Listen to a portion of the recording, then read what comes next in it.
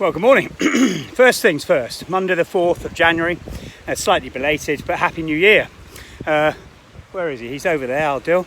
We've just done 5Ks, had every excuse in the world not to go out today, and I'll put the photograph up next to this rather than exposing myself now, but creamed in on my bike on Saturday. Bonnie did warn me, it was icy and so on. Anyway, I thought it was fine. I went on my mountain bike rather than my road bike, and creamed in.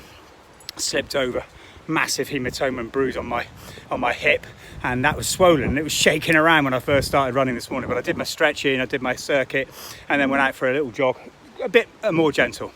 I have to admit. But excuses, we can all have them, can't we? It's the start of a new year.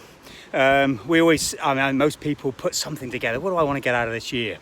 And then try and go for it. And of course the reality is that 95% of most New Year's resolutions are gone by the third week in January.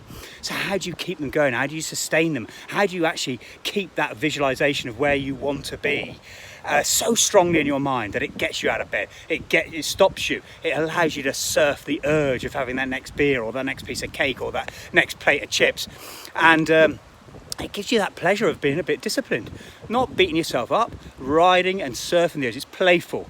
Surf the urge. It's quite a nice one, and it comes from the 10% Happier app. I mentioned it last year at some stage, and I just found it again over the weekend, and I needed it a little bit, to be perfectly honest, and I will this week as well, given the old winter coat on. But anyway, I just wanted to say about this year. So there's a lovely quote, I can't remember, it was Robbins, I think it was, who said that we tend to overestimate what we can achieve in a year, but we fundamentally underestimate what we can achieve in 10 years. Wow, what a thought.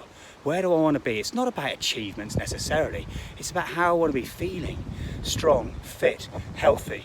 I want to get my handicap down. I'm still working on my golf. I aimed at 20 this year. I got down to 21 at one stage, went back up to 22. I'm definitely getting to 20. I want to get to 18 over this next year, so it's a good target on my golfing practice and skills.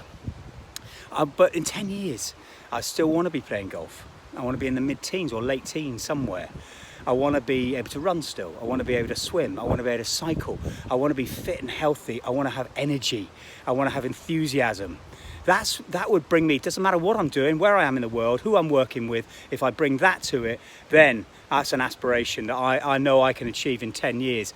And maybe I'm underestimating that. Maybe there's more I can throw in. But if you've got thoughts about what you want for this year, have a reflection on last year, the resilience you've shown, the friendships you've made, the relationships you've kept and looked after, the people you've helped.